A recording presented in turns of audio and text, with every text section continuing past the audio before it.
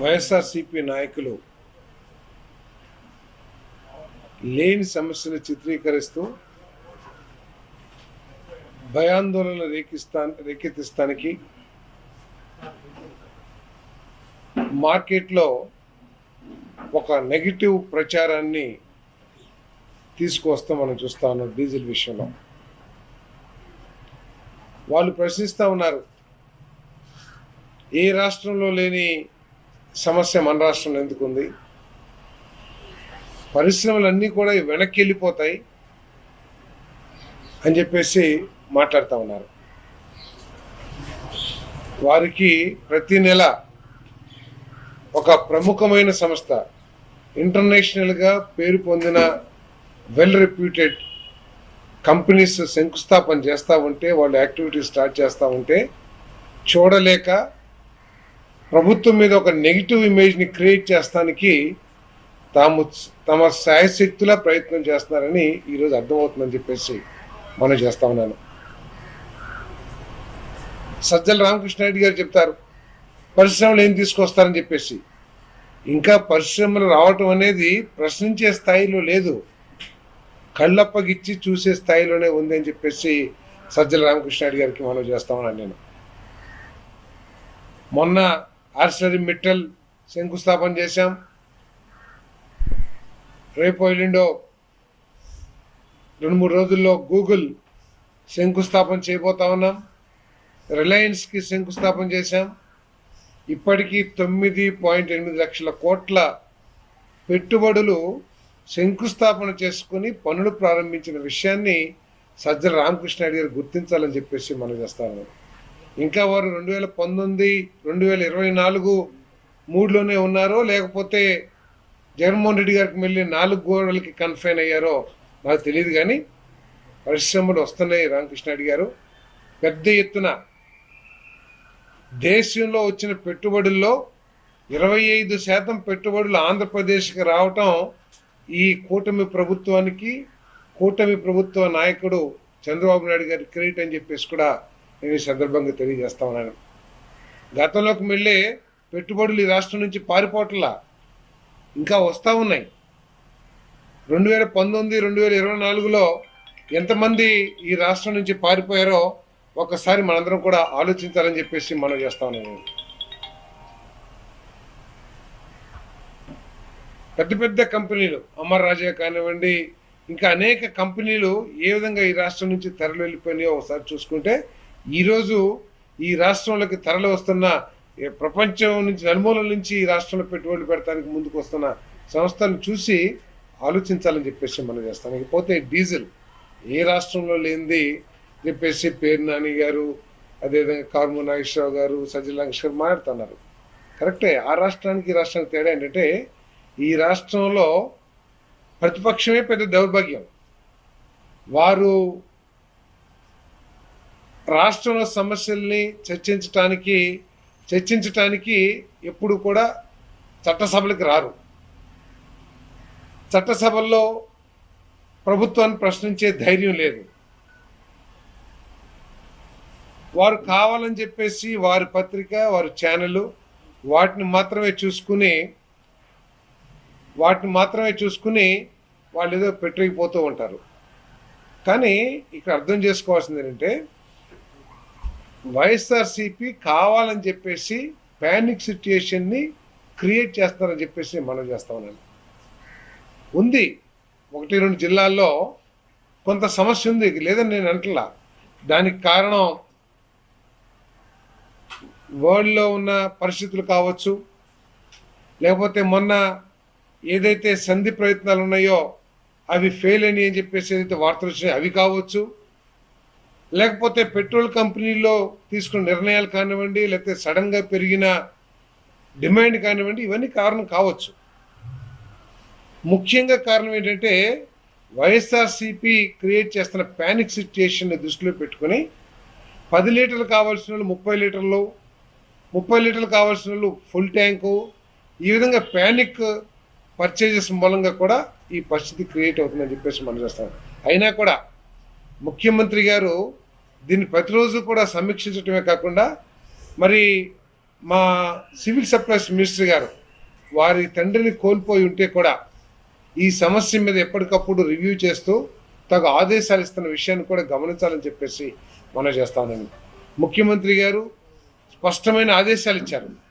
రైతులకి అదేవిధంగా ఆక్వా రైతులకి ఎటువంటి షార్టేజ్ లేకోకుండా డీజిల్ సప్లై చేయాలని చెప్పారు. ఎక్కడైతే ఇది ప్రత్యేకంగా రిక్వైర్మెంట్ ఉందో, ఈ రిక్వైర్మెంట్ ఎక్కువ లేకపోతే ఈ రైతులకి డిమాండ్ ఎక్కువ ఉందో అక్కడ స్టాక్ కూడా వారి కోసం ప్రత్యేకంగా దృష్టి పెట్టాలని చెప్పేసి కూడా ముఖ్యమంత్రి గారు ఆదేశాలు ఇచ్చారని చెప్పేసి మనం చేస్తాము. ఆక్వాకి ఎటువంటి ప్రాబ్లం లేకుండా చూడాలని మరి సివిల్ సప్లైస్ మంత్రి గారు కూడా ఆదేశాలు ఇచ్చారు.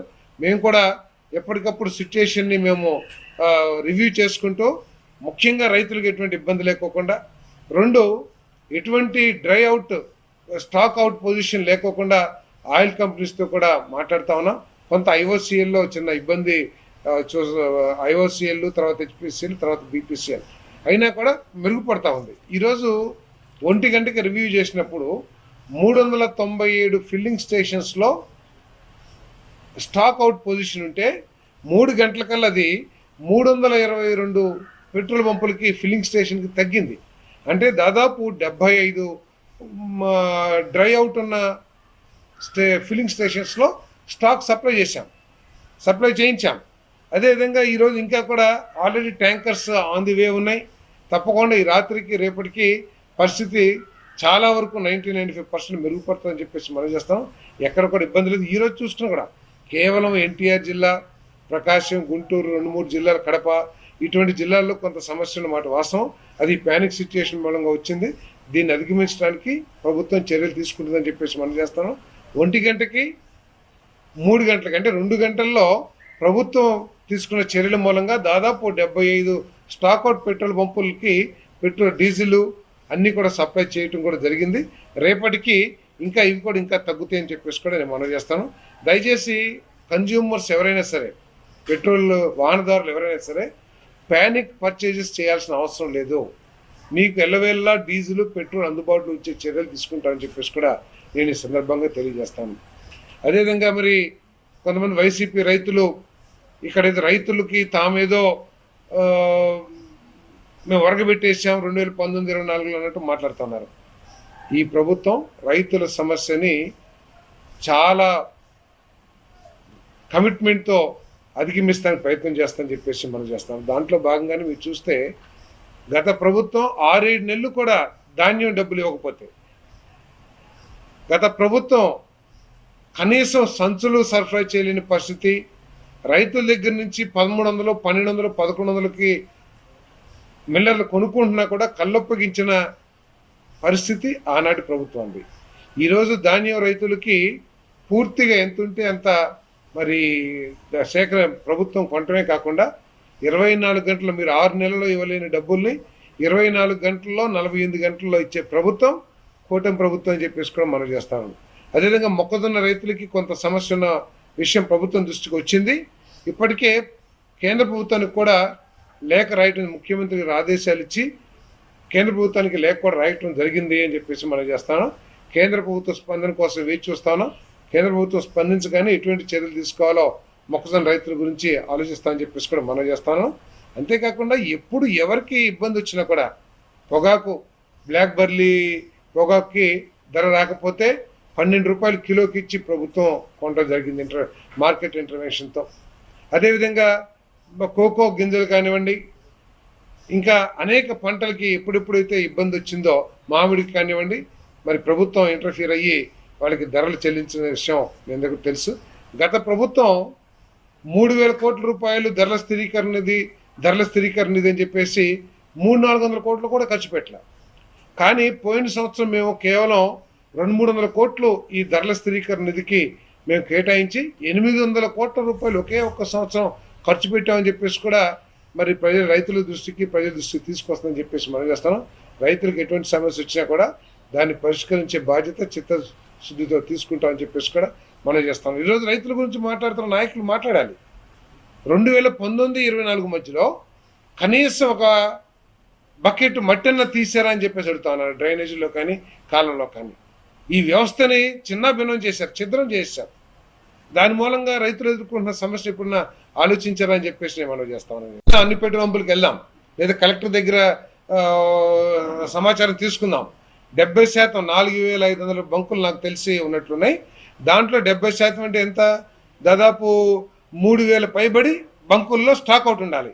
మీకు ఏదైనా చిత్తశుద్ధి కానీ మీ జర్నలిజం మీద మీకు నమ్మకం కానీ ఉంటే నేను ఛాలెంజ్ చేస్తా ఉన్నాను. 70% బంకుల్లో ఎక్కడ స్టాక్ అవుట్ అయిపోయిందో చూపించమని చెప్పేసి మనం చేస్తాను. ధరలు అనేది రాష్ట్ర ప్రభుత్వానికి సంబంధించిన విషయం కాదు, అది కేంద్ర ప్రభుత్వానికి సంబంధించిన విషయం. మరి ప్రపంచంలో కూడా ఈ ఫ్యూయల్ ఎనర్జీ విషయంలో జరుగుతున్న ఇబ్బందులు ఏమిటో మనందరం కూడా చూస్తూనే ఉన్నాం ప్రతిరోజు కూడా. మరి ధరలకు పెరుగుతాం గురించి ఇప్పటిదాకా అయితే ఏ సమాచారం లేదు. రైతులు దాన్ని ఆస్థాగా చేసుకుని రైతులు కానీ వాహనదారులు కానీ ప్యానిక్ కావాల్సిన అవసరం లేదని చెప్పేసి కూడా నేను మనవి చేస్తాను. స్టాక్స్ అందుబాటులో ఉన్నాయి. రేపటికి ఇంకా ఏదైనా అక్కడెక్కడ ఏదైతే 322 బంకుల్లో చెప్పానో వాటన్నిటికి కూడా డీజిల్ సప్లై చేస్తామని చెప్పేసి కూడా మనం చేస్తాం. ఇంకోటి, ఇటీవల చిత్తూరు జిల్లా వీకోట్ అనుకుంటాను, వీకోట్లో ఏబిఎన్ విలేకర్ని దారుణంగా హత్య చేశారని చెప్పేసి తెలిసింది. కారణాలు మరి పోలీసు వాళ్ళంతా కూడా ఇన్వెస్టిగేట్ చేస్తారు. ఏదేమైనా కూడా విలేకరులు ప్రజల సమస్యని ప్రభుత్వం దృష్టికి తీసుకెళ్ళటానికి, ప్రభుత్వంలో జరుగుతున్న తప్పుల్ని వాస్తవాలైతే బయట పెట్టడానికి ప్రయత్నం చేస్తూ ఉంటాయి. వాటిని వాళ్ళు తప్పు రాస్తే ఖండించడమో, లేకపోతే వాళ్ళు వాస్తవాలు రాస్తే కరెక్ట్ చేసుకుంటానికి ప్రయత్నం చేయాలి తప్పితే ఈ విధంగా దౌర్జన్యాలు హత్యలు చేయటం అనేది ఖండించదగ్గ విషయం. నేను వారి కుటుంబానికి ప్రగాఢ సానుభూతి తెలియజేస్తాను.